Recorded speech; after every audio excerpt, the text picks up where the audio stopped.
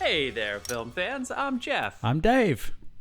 And I'm John, and welcome back to The Love of Cinema, a pod in which we challenge one another to discuss movies, both new and old, with a strictly positive critical eye. Mm-hmm. You know, we do.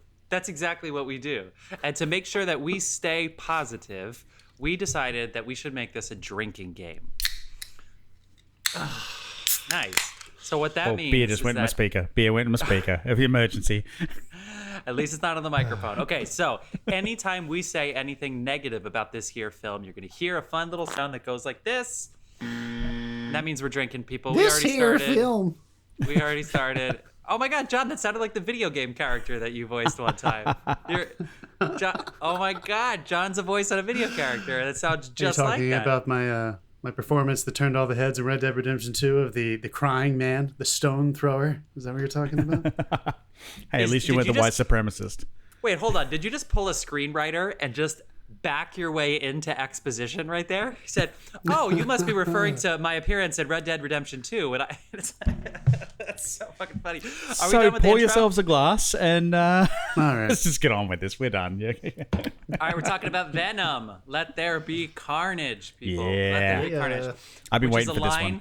It's a line that I'm pretty sure they said verbatim in the movie and made a lot of people in my movie kind of go, yeah, I think it's self-aware enough of the movie that they were like, yeah, that's the line. That's the movie. That's the title. Titular. John, shout our people out so we can get into this. All right, our people are Carlos Barroso. He is our beer sponsor. You can give him a follow on Instagram. The handle is C Barroso Bar 2019. That is CBARROZOBAR 2019. And if you like the music, head on over to soundcloud.com/Dasein-artist, and you can download all the music available for free, provided by the artist Dasein.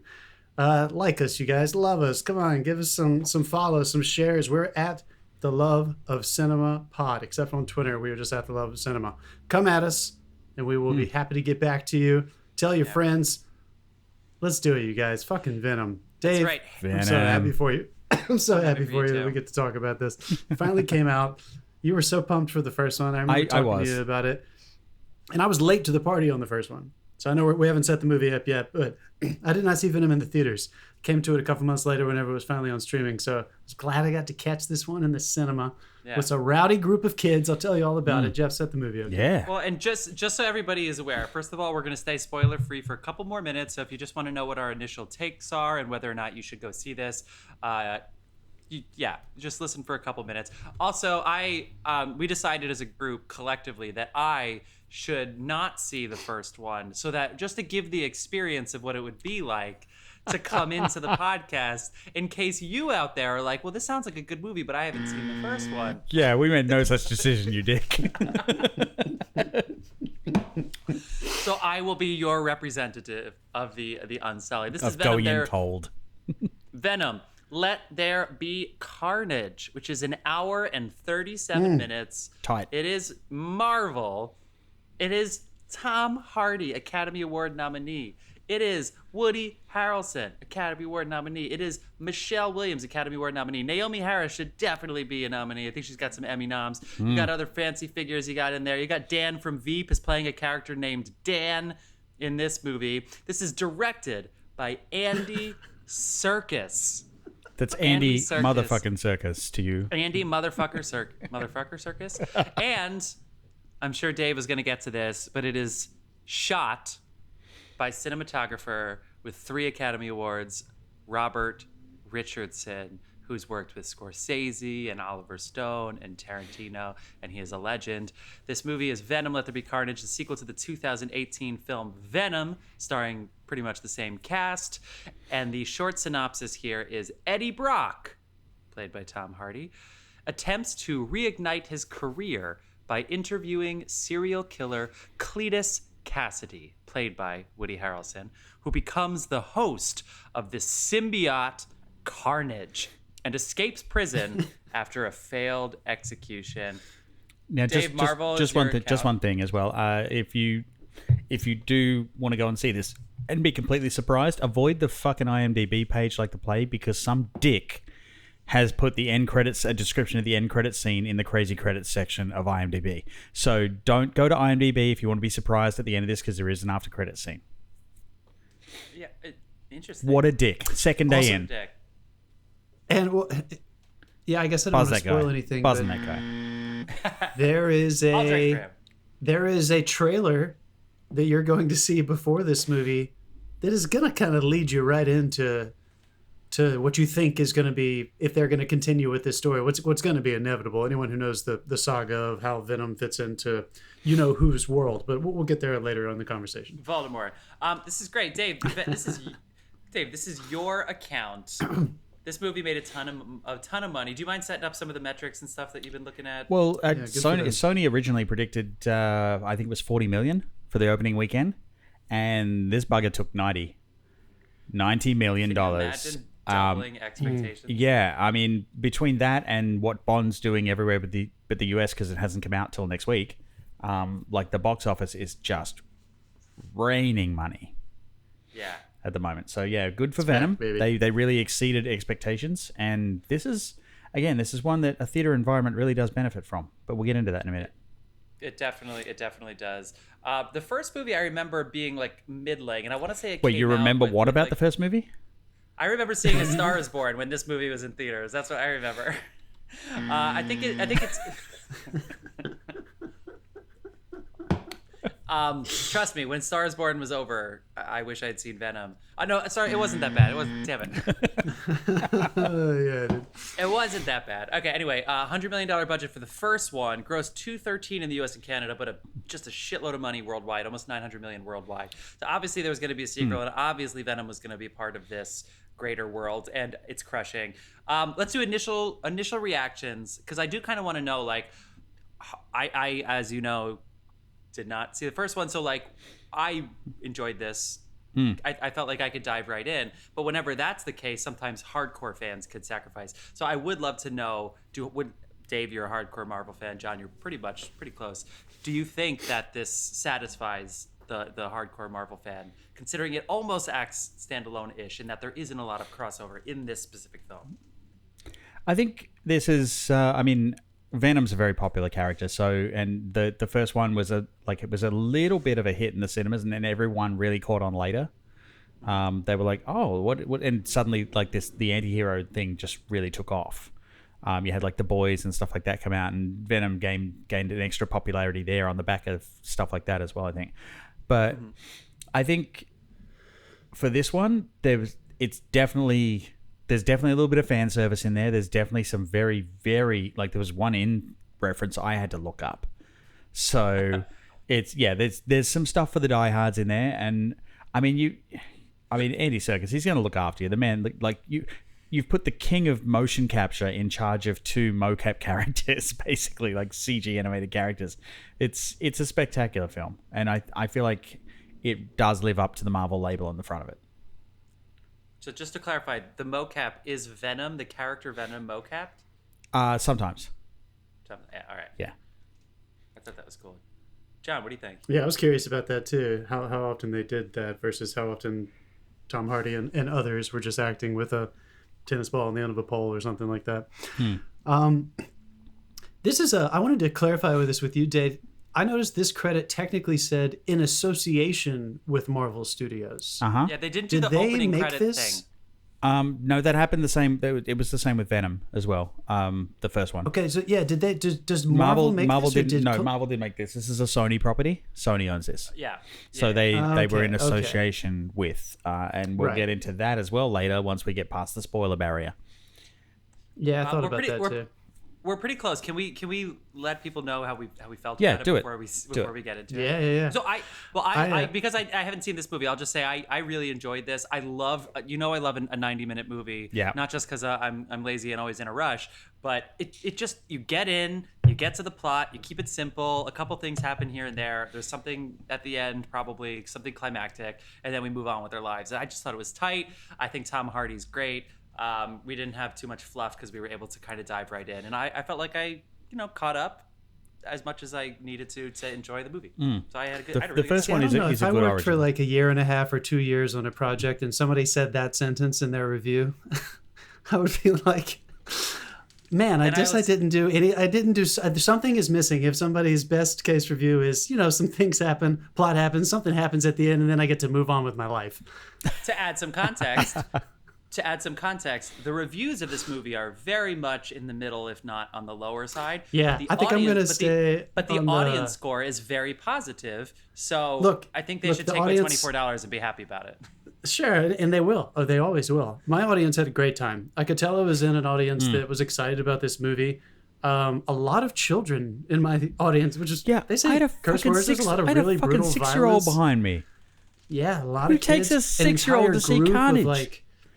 An entire group of middle schoolers got kicked out of my theater in the middle of it. And it was intense. What? Everyone was screaming and hollering. Little children were there. So I kept thinking about that because I didn't care for the first one, the tone of the first one very much. And I remember thinking that it kind of felt like a subverted family movie. And this one kind of stayed in that place. So tonally, it is what it is. And I think you're going to like it or you don't. It doesn't feel like the core Marvel movies that, with the Avengers and stuff. This is the kind of movie that I think if Marvel didn't exist as such a tent pole and somebody made a movie like this, I think people would be like, comic book movies just aren't very good. And I don't mean that to sound like this one is a bad movie. It's just I'm agreeing with Jeff. Yeah. I know I kept waiting for something a little bit more significant to happen beyond the gimmick of the way that he's playing. Every time Tom Hardy does a crazy voice, I'm just kind of like, all right, here we go again. Here comes Tom Hardy doing some weird ass voice. So of course he's cast as Venom, and he gets to do some weird voice. Don't get me wrong, I laughed. There were some moments that they really got me. The voiceover punch-ins. Mm-hmm. It was really right there, real easy, and they took advantage of it, and I enjoyed that. Story-wise, I thought it was okay. Direction-wise, I thought there were some really fun moments, but the final big sequence didn't land for me. I literally couldn't quite follow the final sequence. We could talk about that in a little bit more detail, but I'm not sure if physically it actually worked that she screams at the end and they both fall out of them completely, and somehow that makes them leave the body. I just don't know if it lined up, so I felt like they broke some of their rules. But ultimately, if you want to just go have fun, this movie is not asking you to take it seriously at all. I think the other Marvel movies do a little bit, which is what I like about them. That it's not just fun superheroes and costumes and the jokes that Marvel is so famous for. They play with deeper themes in the core Marvel movies. This one does not. It doesn't do that. So don't go looking for that. And I think you'll have a fun time. Nice. All right, Dave. I mean, this also, I want to say this lets you forgive Tom Hardy for Capone.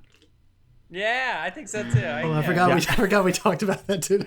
I mean, I actually love. I love the way he plays Eddie. There's not much growth in the character, but the guy's not a fast learner either. Yeah. So he gets where He's he having gets. fun, man. But yeah, he has a good time with it, and it's obvious. Also, it's not something. Williams? It's not something you see Tom Hardy play often.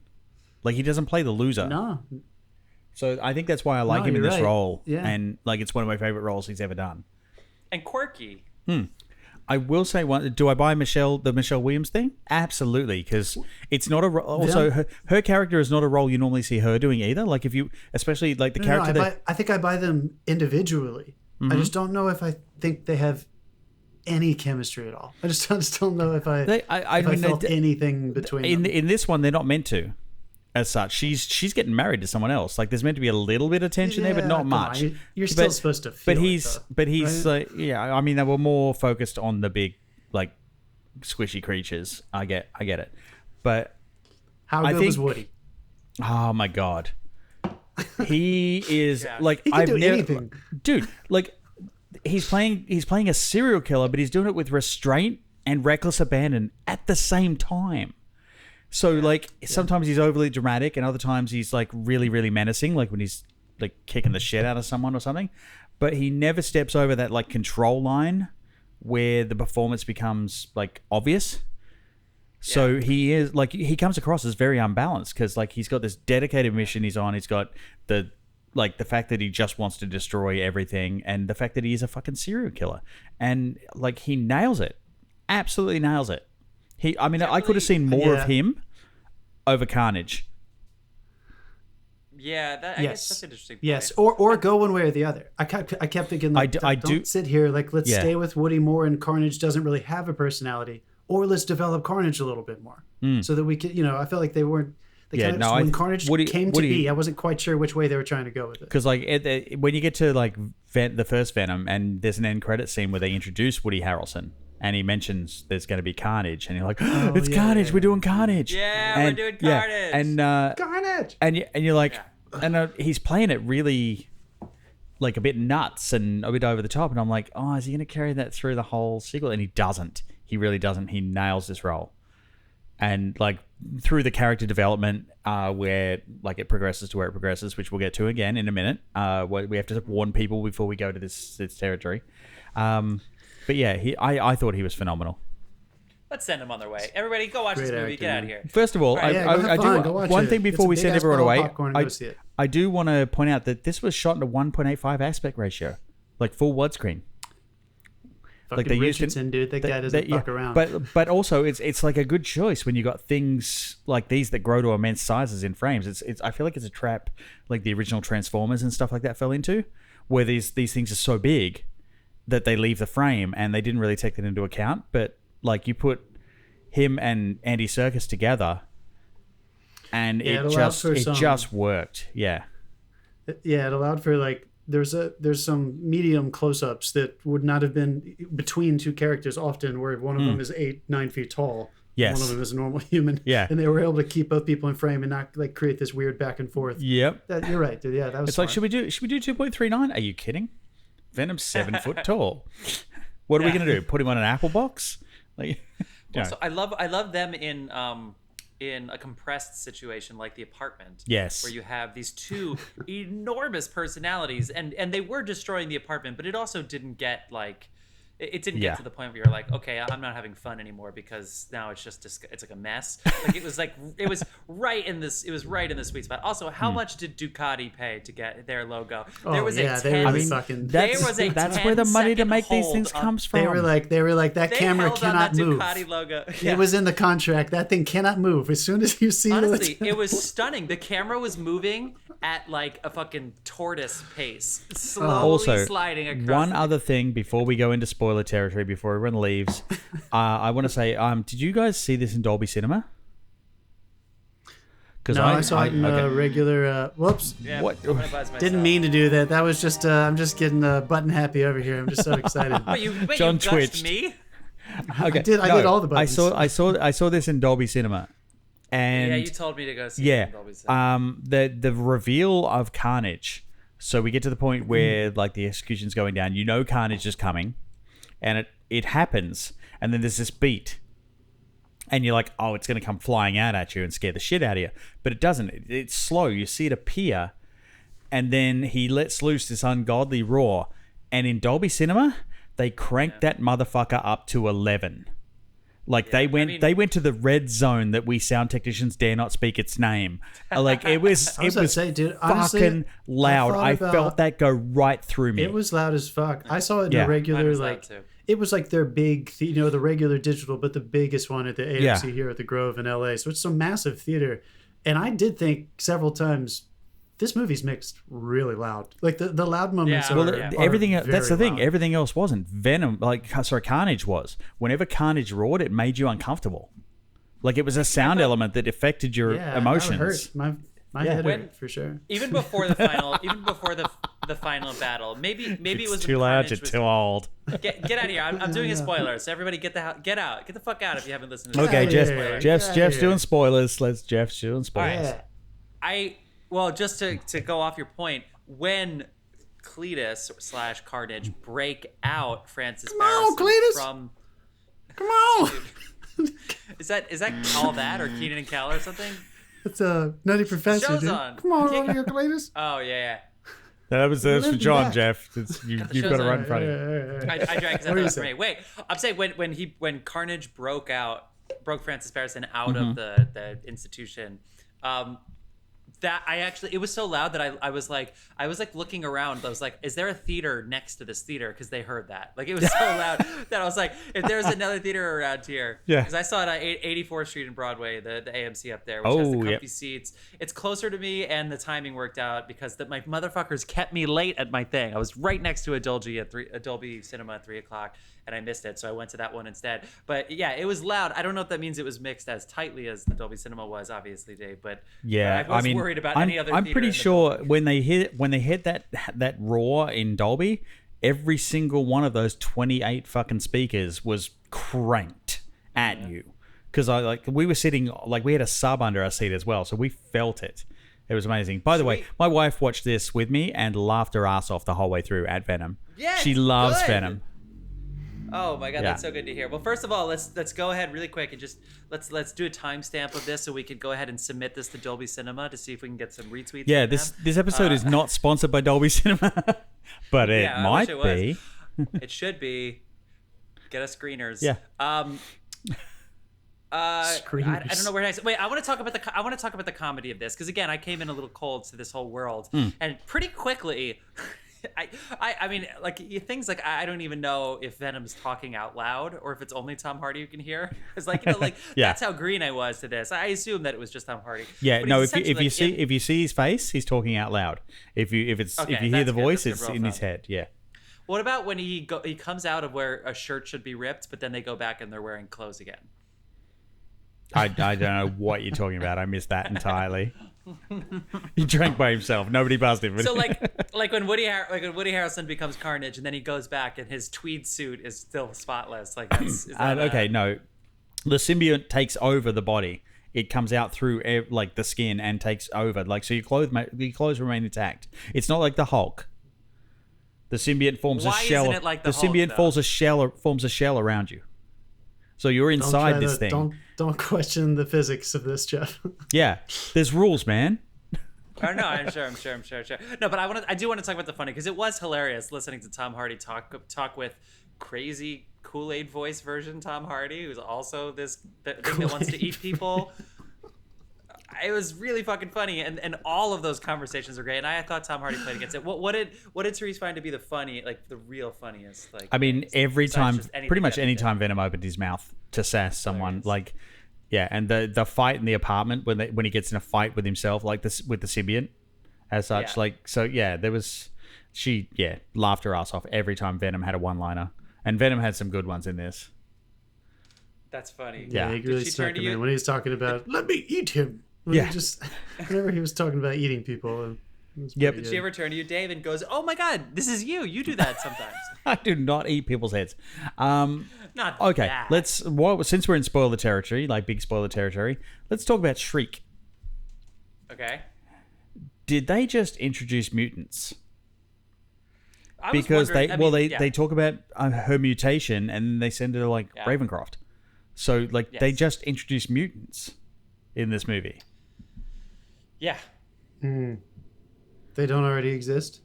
No. Did they back their way into not that? in the MCU, no.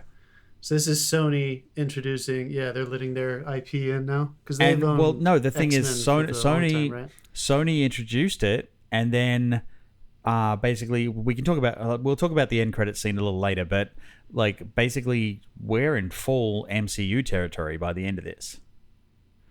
Right. So they have almost backdoor introduced mutants. They were bound to. I will say. It was definitely coming. I was curious how they were going to do it, and if this is how they did it, I'm good with it.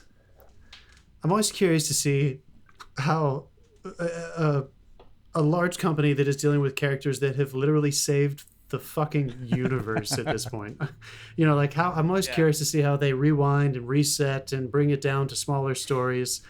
So this one was fun. I felt like this one reminded me of. I was never into comic books. But it kind of felt like I was just reading maybe some kind of early edition of something that hadn't been really fleshed out yet. It's not one of their biggest characters with their very best writer on it. But it was I felt like at the end of a lot of the scenes, you could kind of see him freezing in a comic book tableau kind of thing. Like when Woody walks away and he's singing that song, Freeze. Also, they're playing with themes too. Did it kind of feel to Sorry. you like it jumped around a little bit? It just felt a little bit like, because I want to say if that came out in the edit, then if there's more, I would love to see a director's cut of this, especially if they make an R-rated one. Where you don't, like to see a director's cut. where you don't cut away from Carnage ripping that guy in half, Or the I'd like head. to see or it. eating I the wanna see priest. a head. Yeah, I want to see The a head get violence- eaten up. yeah.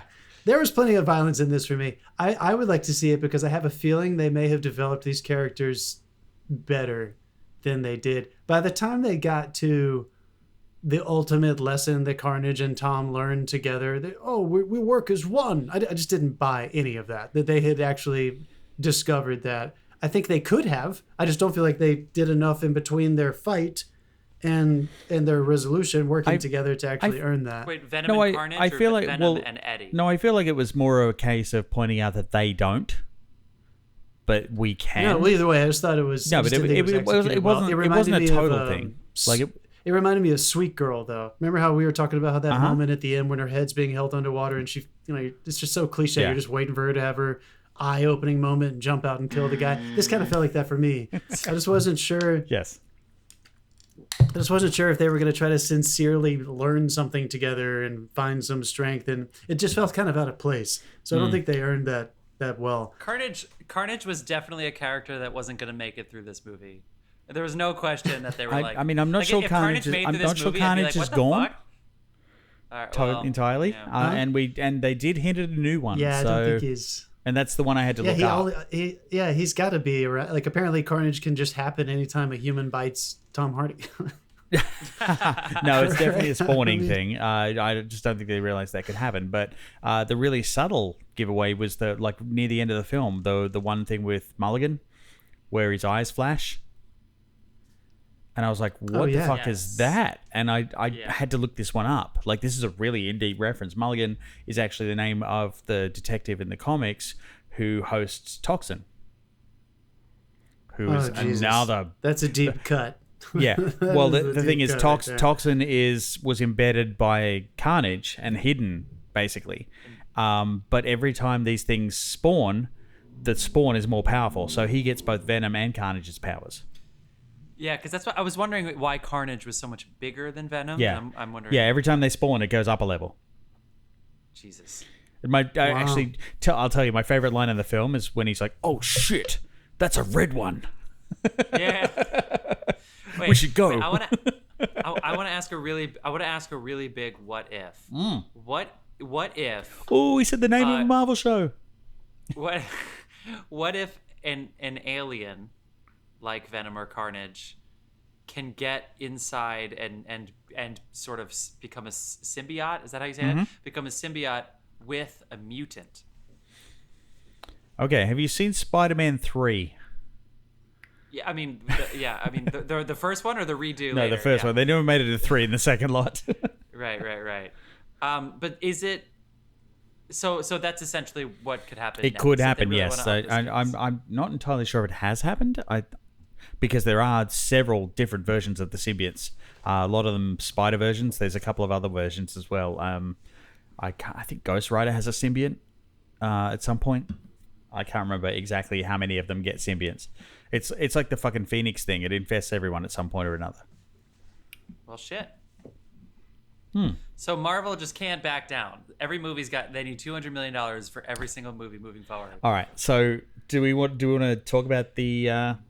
We've got to the end. You want to talk about this after credit scene, or sure? Yeah. Like, and I also and can you put into this where Sony and Marvel meet? Because obviously Spider-Man, for instance, is very separate from Marvel, but now it's not. This is so super fucking spoilers. If you haven't been to the IMDb page, this has not been ruined for you yet.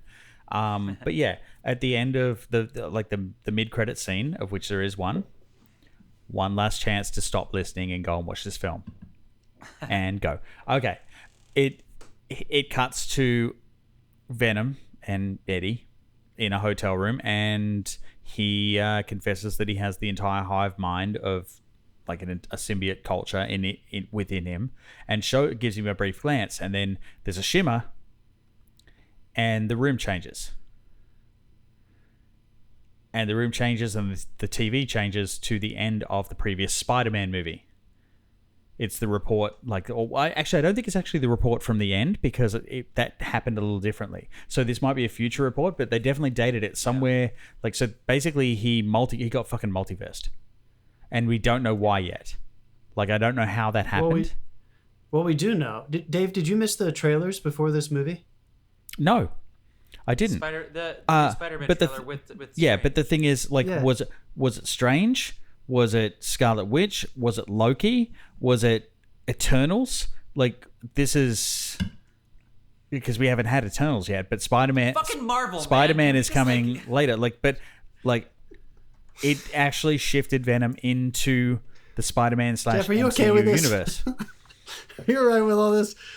No, I'm very excited for Eternals, and I think I've seen all the Spider-Man movies, but it's like the rigmarole that my brain has to do every single time anything happens. You need a in fucking any of these slide movies. rule on a calendar. Because the timelines They are are getting. tricky, It is getting Game of Thronesy. It is getting into that world where, at least if you haven't caught up by now, you might not catch up. It's turning into that kind of thing where it's like, wow, we're getting close to like. It's like plus you need 30 you movies need 4 with, like, subscriptions to keep up with this shit right now. At least four, with Thrones, subscriptions. it keeps moving forward. Theoretically, the story just kept going forward. In this, we're going sideways and left and right and backwards in a way that I've never encountered. Yeah, well, I think this is meant to coincide with No Way Home, because that's when I think so too. Obviously, yeah, that is when like all the shit all hell. That's the trailer I assume you're talking about.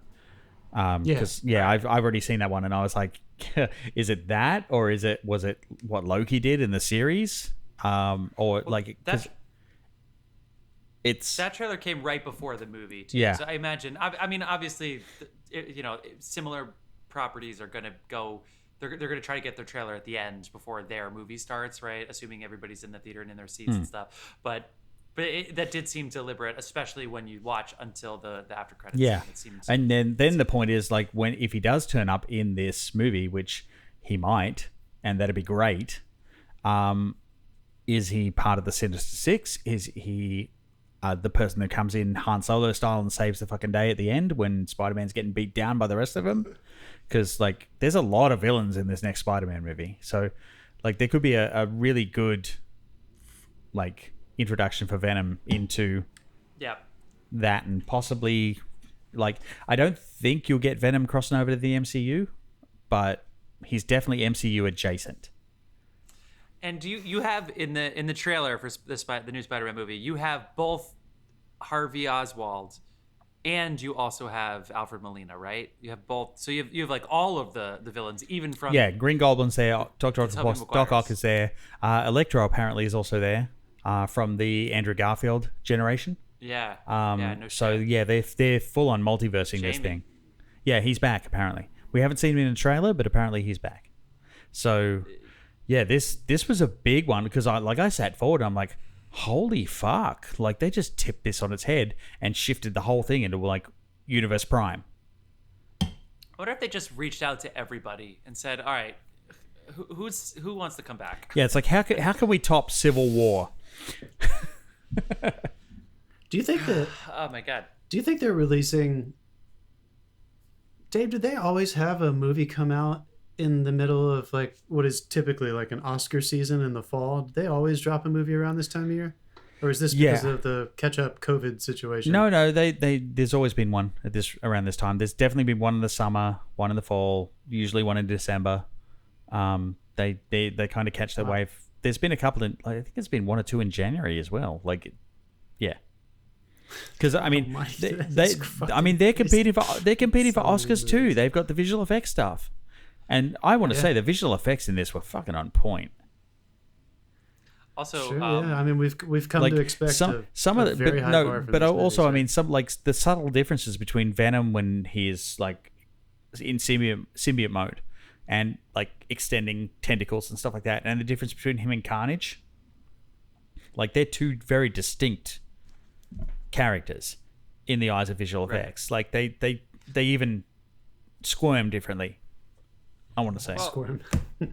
Well, also, how fucking crazy is it that WandaVision came out this year? Yeah. We're only 10 months removed from WandaVision, which led into Falcon and the Winter Soldier, which led into Loki. So I bet you this January they're going to do another TV show, and they're like, well, nobody wants to go out in the cold during COVID, so there's going to be. Well, they're still sitting. They're still sitting on Ms. Marvel, which has to come out before the Marvels. This is like Exactly, yeah. It's So, like, exactly like it's exactly like in the old golden age of Hollywood, like the 3 or 4 massive studios. We're just churning out material all year, and that's exactly what Marvel has got. It's like they've got the same plan. They're just multiple releases a year, multiple storylines, weaving in and out of very long arcs that take place over multiple seasons and multiple franchises. It's crazy, man. It's crazy. Let's wrap up. Let's wrap up Venom. Yeah. Let's wrap up this movie here while we get into the big. Are there any other things that you want to shout out? Chemistry's a little weird here and there, but it moves, it flows, and it's setting up the greater world, which I think is the biggest takeaway from this, is that they have got us all curious for what. It's a little bit of fun too. Like it's fun. Yes.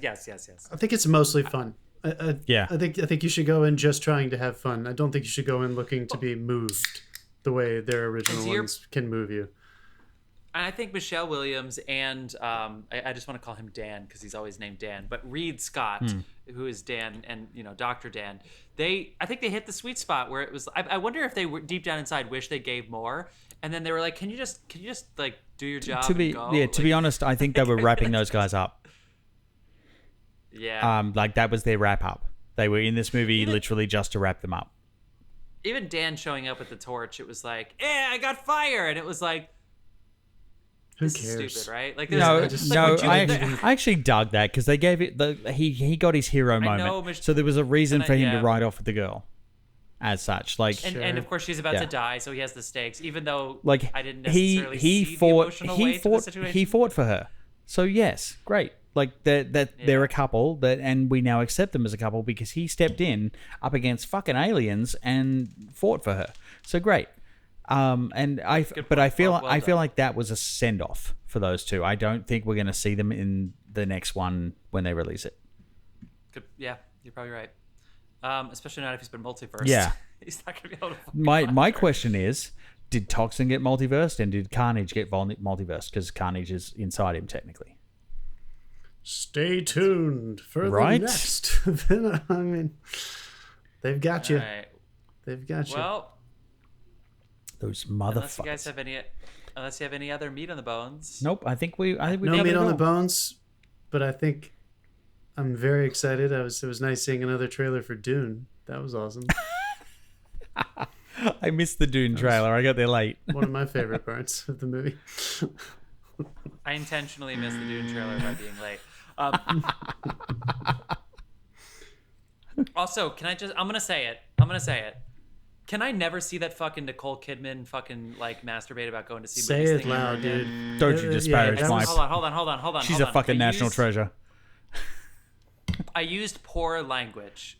I didn't mean for it to come out that way. But I hate that fucking trailer. And so I'm sorry if I bet it was emotional. I went Twitter and Reddit. I went on Twitter. I didn't mean to say it like that. But anyway, it's AMC just being like, this is why we come to the movies. I'm like, I'm fucking here. Please, all right? I'm please. here. I know why I come to the if you're going to do that, release. Yeah, if you're going to do that, release it online. Like we've already got us. We're here.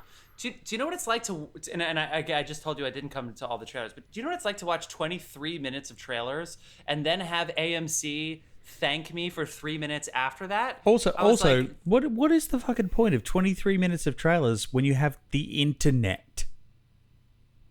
That's where they make their money, though. Isn't that where they make? Yeah. Anyway, it's whoever's the first trailer, you're wasting your money. All right. Like, especially now that I have an assigned seat. Back in the day when you had to get there an hour early. Yeah. No, we have an assigned seat. We're not turning up till about 20 minutes in. Yeah. Why would I do that? I live 12 blocks from the theater. I can get there in 7 minutes because I've timed it. Like, why would I leave before the movie starts? I bet it was touching like the first month when they reopened, but it's time to pull that thing down. Having the film, even though, John, you weren't here for this episode when Dave and I watched Old, M. Night Shyamalan definitely looked like he was on Quaaludes when he said that. He didn't seem grateful to us. That final scene. Thank you guys. The final scene. No, but like they didn't cut it fast enough and he went full dead face at the camera. It was horrifying. He was like, thank you. And then just like his like lips and eyes like softened. And like the camera was still wrong. Do you think that was him like trying to grow old before your eyes? Get the fuck out of here. But I Have you ever seen the there's a Robert De Niro clip where he was doing a PSA and the director asks him to give more energy. Have you ever seen this online? Yeah. He goes, "That was energy. That was energy. I'm here. That was energy." And the director's like, okay. That's like what I feel like happened with M. Night Shyamalan. It's like, how about more energy? He's like, that was fucking energy. Okay. Yeah. Anyway, but I would have taken the John Krasinski one was the best because he was like, guys, thank you so much. I really appreciate it. That's true. I saw that one as well. I loved it. Yeah. But watching Nicole Kidman's eyes, which this is not her, they directed her to do this, where it looks like she's at like a national gallery, like a brand new exhibit of a museum, and it's a fucking movie theater. I know, I'm here. All right, we've been at the movie theaters for like 5 months. Yeah, now. we came back. I'm so sick of it. Anyway, Everyone who's in over. that theater came back. You're preaching to the converted. Right. Well, now of course I saw it at the Emmys and stuff, and I was like, okay, great. So then I never need to see it at the theater. Yeah. So now it's like, Stop showing us that. Okay. All right, guys. And AMC, give us a sponsorship.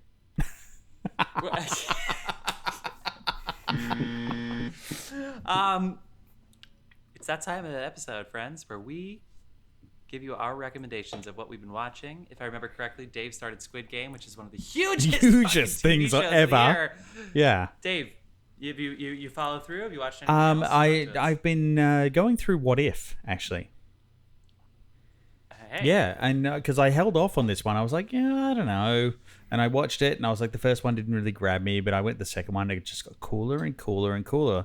And then they just dropped the episode What If Ultron 1. And it went to epic fucking plot proportions. I was like, holy shit, this thing has a plot. It's all connected. And they've got me. They've got me for the whole second half of this season. Like, I'm in. Nice. Yeah. Well, shit. It looked like it was random. It's not. It's not. Good recommendation. John, what you been watching? I watched 2 throwbacks. Had some classes last week with an editor, and he wanted to show us some of his early work. So his very first movie that he was the head editor on was Cool Runnings. How good is that? What? Love that film. Jamaica, we got a box set team. That's so Oh funny. my god! So I hadn't seen that in 20 plus years. That was fun. I watched that Yep. while you were sleeping. Yeah, Cool. Nothing recent. Still. Cool not Runnings is able a to watch great too much film. stuff. Everyone should watch Cool Runnings. Like John Candy's again, it's your national treasure, but I'll take him. He is, man. He is. Well, actually, spread isn't he myself a little Canadian thin. national treasure? Technically. Yeah, He's yeah. Canadian. technically John Canadian. Candy But is you guys very with Canadians are like us with New Zealanders. Like we claim them until they Exactly. fuck up and throw phones at people, and then we give them back. Although I Talking will about say you, Russell right now, no Canadian is claiming us. That's what I would say. Yeah, maybe the in last 4 or 2021. 5 years. That's probably the case. Probably since 2016, maybe around November. Okay, so I've been Oddly spread specific. a little. I've been spread a little thin, but I watched 2 things. Number one, I watched the finale to The Circle. I told you guys I knew somebody on The Circle, and after the penultimate episode, there was only Twitter, Reddit, like if you would follow, would like people were saying things that it was absurd to the point where like wannabe fledgling newspapers were like writing articles. All these people on Twitter are saying this, and it was infuriating. And so I just like needed to see the finale, and I was like, yeah. It's like, when did Twitter become yeah. a quotable source? What the fuck? Do your work, reporters. But it's and they were saying things that weren't true, but were very aggressive terms about the castmates on the show, and it made me upset because I knew one of the guys on the shows who ended up placing he was in the final, so it's like I wanted to see. But anyway, I finished that, and then I was at the gymnasium here at my college where I'm in grad school, and they had there's a new documentary about the '86 Mets who ended up winning the World Series. But I'll just go ahead and spoil what the movie's really about, which is about an absolutely aggressive 80s culture fueled by cocaine. The whole Mets documentary, like the reason they were huge personalities. People were yelling and cursing and charging the field because they were all on cocaine. so I started this at the gym and I was like, this looks really funny. So it's if you want to just see what the Mets was like, like during the financial boom of the 80s, while everybody was on drugs. Anyway, 86. I want to Mets shout documentary, out one more. think I did go see a screening and a Q&A with the directors of a film called Blast Beat. It premiered at I think Sundance this past year. Cool. And did really well. Directed by Esteban Arango, written by Eric Castrillon. About two very realistic, gritty, independent drama about a Colombian family that migrates here, and it was good. I think it's on Hulu now. So it's a horror if you're film. looking for it's shot really interestingly. Not a horror film, but definitely a heavy drama. A lot of heavy metal music. It's pretty cool. Fuck yeah. Ooh. All right, fellas. Well, another good one. I'm in the intrigued. books. Let's do it. Thank you, everybody, for listening, and we will see you next week, film fans.